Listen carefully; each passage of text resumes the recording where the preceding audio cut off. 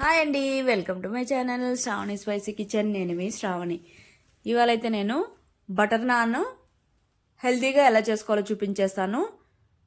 అబ్బో మైదా వద్దండి అని అనుకునే వాళ్ళైతే ఈ విధంగా అయితే అచ్చంగా గోధుమపిండితో ఎలా చేసుకోవాలో చూపించేస్తాను.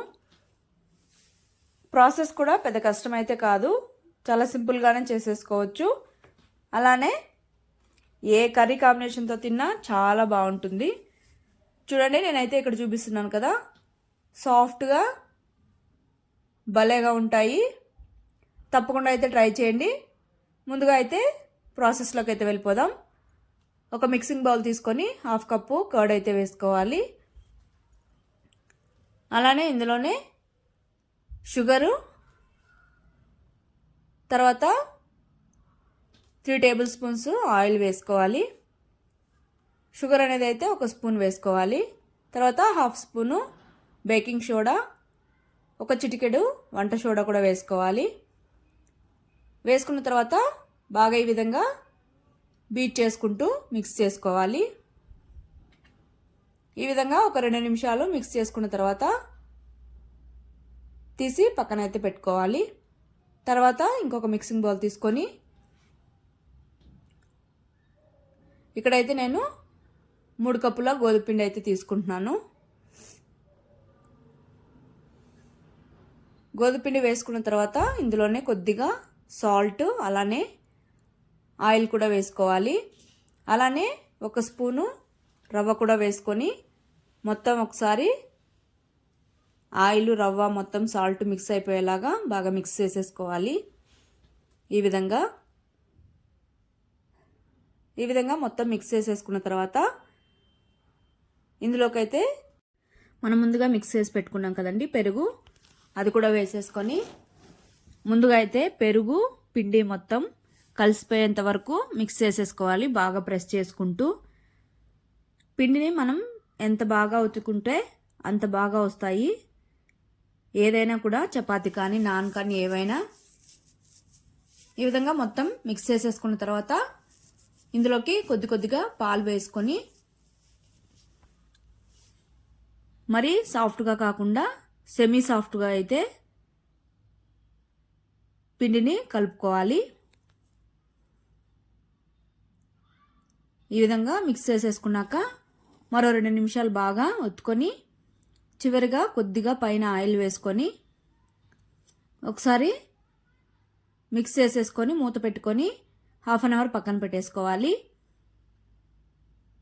తర్వాత 1/2 అవర్ తర్వాత పిండిని ఈ విధంగా మీడియం సైజు బాల్స్ లాగా డివైడ్ చేసేసుకోవాలి. ఈ విధంగా డివైడ్ చేసుకున్న తర్వాత కొద్దిగా ఆయిల్ రాసుకొని చపాతీ లాగా కాకుండా ఓవల్ షేప్లో అయితే రోల్ చేసుకోవాలి. ఇక్కడైతే నేను ముందుగా నార్మల్గా చపాతీ లాగా రోల్ చేసుకొని తర్వాత నాన్ షేప్ అయితే చేసుకున్నాను. ఈ విధంగా మరీ పల్చగా కాకుండా కాస్త మందంగా రోల్ చేసేసుకున్న తర్వాత కొద్దిగా సన్నగా కట్ చేసుకున్న కొత్తిమీర, అలానే కలోంజీ కూడా వేసేసుకొని ఒకసారి చపాతీ కర్రతో ఈ విధంగా రోల్ చేసుకుంటే స్టిక్ అయిపోతాయి. తర్వాత అయితే స్టవ్ మీద పాన్ పెట్టుకొని వాటర్ అనేవి ఈ విధంగా కొద్దిగా వేసుకోవాలి. వాటర్ వేసుకున్న తర్వాత ఈ విధంగా నాన్ ప్లేస్ చేసేసుకొని 1 నిమిషం పాటు ఫ్రై కావనివ్వాలి. ఈ విధంగా బబుల్స్ వచ్చేంత వరకు. తర్వాత ఈ విధంగా టర్న్ చేసుకొని మంటనైతే లో ఫ్లేమ్లో పెట్టుకొని ఈ విధంగా అయితే మంచిగా ఫ్రై చేసుకోవాలి. చూడండి, ఇక్కడ ఈ విధంగా అయితే ఫ్రై అయిపోయింది. తర్వాత ఇంకో వైపు కూడా 2 నిమిషాలు సిమ్లో ఉంచుకొని ఫ్రై అయ్యాక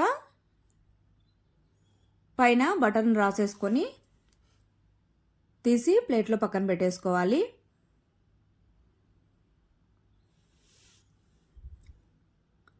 అదేవిధంగా మరొకటి కూడా నేను వేసి చూపిస్తున్నాను చూడండి. కాకపోతే వేసే ముందు అయితే వాటర్ అనేవి వేసుకుంటే పర్ఫెక్ట్గా అయితే వస్తుంది నాను. ఇదే విధంగా మిగిలిన కూడా చేసేసుకొని సర్వ్ చేసేసుకోవడమే. ఏ కర్రీ కాంబినేషన్తో తిన్నా చాలా టేస్టీగా ఉంటుంది. తప్పకుండా ట్రై చేయండి. అలానే నచ్చినట్టయితే సబ్స్క్రైబ్ చేసుకోండి.